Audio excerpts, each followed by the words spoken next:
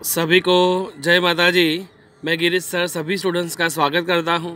आज हम नामा के मूल तत्व कक्षा 12 भाग 1 में चैप्टर नंबर जो 3 देखा था हमने, तो बराबर है ख्याति का मूल्यांकन। उसके अंदर हमने 2 पद्धति कंप्लीट करवा दी, औसत लाभ की पद्धति और सेकेंड भारित औसत लाभ की पद्धति, बराबर है।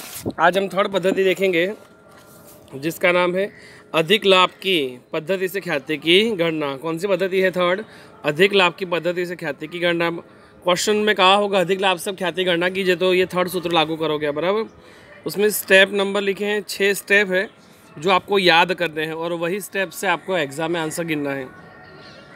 पहला स्टेप विनियोजित पूंजी। पहला स्टेप क्या है? विनियोजित पूंजी, जिसमें क्या होगा कुल संपत्ति माइनस कुल दायित्व करोगे तो विनियोजित पूंजी मिलेगी। अगर हमें डायरेक्टली दे दी है विनियोजित पूंजी तो डायरेक्टली लिख देंगे। बाकी विनियोजित पूंजी का सूत्र क्या होगा? कुल संपत्ति में से कुल दायित्व क्या करेंगे? माइनस। सेकेंड स्टेप अपेक्षित मुआवजा का दर। सेकेंड स्टेप क्या आएगा? अपेक्षित मुआवजा का दर। थर्ड स्टेप सरल है, अपेक्षित लाभ। कौन सा आएगा? अपेक्षित लाभ। अपेक्षित लाभ में क्या करेंगे? फर्स्ट और सेकंड का गुणा कर देने का। फर्स्ट में क्या था? विनियोजित पूंजी, तो वही लिखा गुणा। सेकंड में क्या था? अपेक्षित मुआवजा का दर, तो गुणा करेंगे अपेक्षित मुआवजा का दर। फिर एक बार फिर से, फर्स्ट विनियोजित पूंजी, सेकंड अपेक्षित मुआवजा की दर और थर्ड अपेक्षित लाभ। अपेक्षित लाभ में क्या होगा? दोनों का गुणा, विनियोजित पूंजी गुणा अपेक्षित मुआवजा की दर। ये 3 याद हो गए। लास्ट बार विनियोजित पूंजी, अपेक्षित मुआवजा की दर, अपेक्षित लाभ। अब बाकी के 3 याद करते हैं। औसत लाभ। औसत लाभ में 2 मेथड है। सरल औसत लाभ की पद्धति देखी हमने, फर्स्ट पद्धति से भी औसत लाभ निकाल सकते हैं और सेकंड पद्धति भारित औसत लाभ से भी औसत लाभ निकाल सकते हैं। फिलहाल लिखेंगे हम औसत लाभ, थर्ड स्टेप, चौथा स्टेप। फिर अधिक लाभ। अधिक लाभ कैसे मिलेगा? तो चौथे में से तीसरा घटा दो। चौथा नंबर क्या है? औसत लाभ, तो औसत लाभ लिखा, माइनस करेंगे थर्ड क्या था? अपेक्षित लाभ, तो माइनस करेंगे अपेक्षित लाभ। माना अधिक लाभ बराबर क्या होगा? उसके ऊपर जो चौथा है उसमें से तीसरा घटा दो, माना औसत लाभ माइनस अपेक्षित लाभ। और लास्ट में हमारा लास्ट फाइनल सूत्र आएगा ख्याति। ख्याति इज इक्वल टू अधिक लाभ, जो हमारा मेन क्वेश्चन था। अधिक लाभ गुणा खरीदी के वर्षों की संख्या, खरीदी के वर्षों की संख्या। तो लास्ट 3, औसत लाभ, अधिक लाभ, ख्याति। क्या आएगा? औसत लाभ, अधिक लाभ और ख्याति। औसत लाभ के अलग अलग सूत्र देखा हमने पहले। अधिक लाभ का सूत्र क्या था? औसत लाभ माइनस अपेक्षित लाभ और ख्याति इज इक्वल अधिक लाभ गुणा खरीदी के वर्षों की संख्या। चलो एक बार फिर से देखते हैं 1 से 6। विनियोजित पूंजी, कुल संपत्ति माइनस कुल दायित्व, अपेक्षित मुआवजा की दर, अपेक्षित लाभ। अपेक्षित लाभ में क्या करेंगे? दोनों का गुणा, औसत लाभ, अधिक लाभ और ख्याति, बराबर है।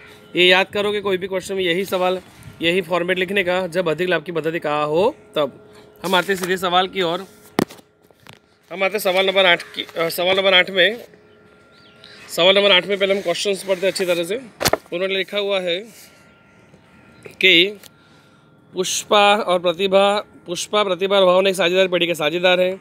वे अपना लाभ हानि 3-2-1 में प्रमाण बांटते थे, बदल कर एक करने का निश्चित किया। ख्याति का मूल्यांकन करना निश्चित किया। साझेदारी पेढ़ी के लाभ तथा अन्य माहिती के आधार पर पेढ़ी की ख्याति की कीमत, यहाँ लिखा हो ख्याति की जो कीमत है वो अधिक लाभ की 3 वर्ष की खरीदी के आधार पर निश्चित कीजिए। तो हमें यहाँ पे अधिक लाभ की पद्धति से ख्याति, अधिक लाभ की 3 वर्ष की खरीदी के, इसका अधिक लाभ निकालने का और उसके 3 वर्ष से गुणा करेंगे। तो अधिक लाभ वाली कौन सी पद्धति है? पद्धति नंबर 3। तो तीसरी पद्धति के आधार पर हम सवाल सॉल्व करेंगे। इतना पता चलते ही हम पहले तो एक फॉर्मेट बनाएंगे आंसर 8 में कि ख्याति की गणना दर्शाता पत्रक। ख्याति की गणना दर्शाता पत्रक। स्टेप नंबर विवरण रकम रुपयों में पहला स्टेप क्या था? विनियोजित पूंजी, उसमें क्या था? कुल संपत्ति माइनस कुल दायित्व। सेकेंड स्टेप क्या था? अपेक्षित मुआवजा का दर। थर्ड स्टेप क्या था? अपेक्षित लाभ। अपेक्षित लाभ में इन दोनों का क्या करेंगे? गुणा, विनियोजित पूंजी गुणा अपेक्षित मुआवजा की दर। थर्ड स्टेप क्या था? औसत लाभ। औसत लाभ में थोड़ी जगह ज़्यादा छोड़ने की। औसत लाभ के बाद 5वां स्टेप क्या था? अधिक लाभ। अधिक लाभ में क्या सिखाया था? औसत लाभ माइनस अपेक्षित लाभ।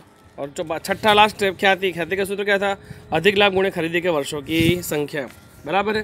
तो आपको इस प्रकार से ये 6 स्टेप लिख देने के, फिर 1 बाय 1 एंट्री बढ़ते जाएंगे और वो लिखते जाएंगे, ठीक है। तो हम लिखते जाते हैं एंट्री 1 बाय 1 के। इसके अंदर हमें क्या पूछा है देखते हैं। चलो फर्स्ट ऑफ ऑल यहाँ पे संपत्ति दी है और दायित्व दी है, बराबर। तो संपत्ति कितनी है? 6 लाख। तो लिखेंगे कुल संपत्ति में लिखेंगे हम 6 लाख। जबकि दायित्व कितना दिया है 2.5 लाख है, तो दायित्व में लिखेंगे माइनस करके 2.5 लाख,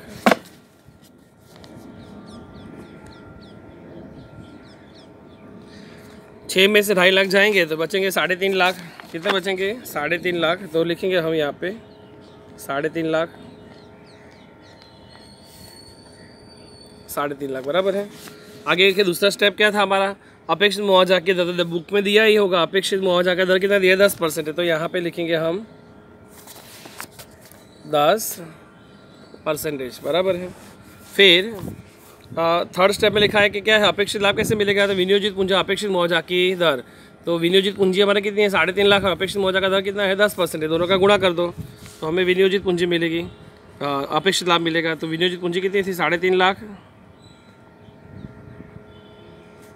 गुणा 10%, कितना आया? 35,000। इसका अर्थ है कि आप अपेक्षित लाभ के सामने लिखने का आपको बाहर 35,000 ऐसा। फिर है औसत लाभ। औसत लाभ के लिए कोई वार्षिक लाभ दिया हुआ है, वर्ष दिया है लाभ 80, 70, 90, 80,000 है, फिर घटा, फिर बढ़ा, बढ़ा घटा बढ़ा हो तो कौन सी पद्धति आएगी? फर्स्ट पद्धति क्या थी? औसत लाभ की, जो इसके अंदर जुड़ जाएगी। आप जानते हो औसत लाभ की पद्धति में क्या होता है, तो वर्ष औसत लाभ हम निकालते हैं। औसत लाभ में वर्ष और लाभ, वर्ष क्या था? पहला, दूसरा और तीसरा, लाभ था 80, 70 और 90। औसत लाभ का सूत्र क्या था? आप जानते हैं औसत लाभ इज इक्वल टू कुल लाभ अपन कुल वर्ष, कुल लाभ अपन कुल वर्ष। तीनों का रोड़ा किया कितना है? 2,40,000, और वर्ष कितने? 1, 2 और 3, तो 2,40 भागे 3 करें कितना है? 80,000। इसका अर्थ हमारा औसत लाभ जो लिखा है उसके सामने वाले कॉलम में लिखेंगे हम 80,000 बराबर है। आगे लिखा है अधिक लाभ। अधिक लाभ का क्या सूत्र है? औसत लाभ माइनस अपेक्षित लाभ। तो यहाँ लिखेंगे औसत लाभ हमारा कितना निकला है? यहाँ पे 80,000, तो लिखा 80,000 माइनस अपेक्षित लाभ। तो अपेक्षित लाभ कितना था? 35,000। घटा दिया तो 80 में से 35 गया तो बचे कितने हैं? 45,000। जो आया अधिक लाभ के सामने लिखेंगे बाहर 45,000 बराबर है। फिर ख्याति। ख्याति का सूत्र है हमारा अधिक लाभ गुणे खरीदी के वर्षों की संख्या। अधिक लाभ गुणे खरीदी के वर्षों की संख्या, तो अधिक लाभ कितना है हमारा? 45,000 गुणा खरीदी के वर्ष। अगर हम बुक में देखें तो बुक में लिखा हुआ था क्वेश्चन नंबर 8 में कि खरीदी के कितने वर्ष है? 3 वर्ष है, तो हम यहाँ पे गुणा कितने से करेंगे? 3 से। 3 से गुणा करोगे तो आंसर आएगा आपका 1,35,000। कितना आंसर आएगा?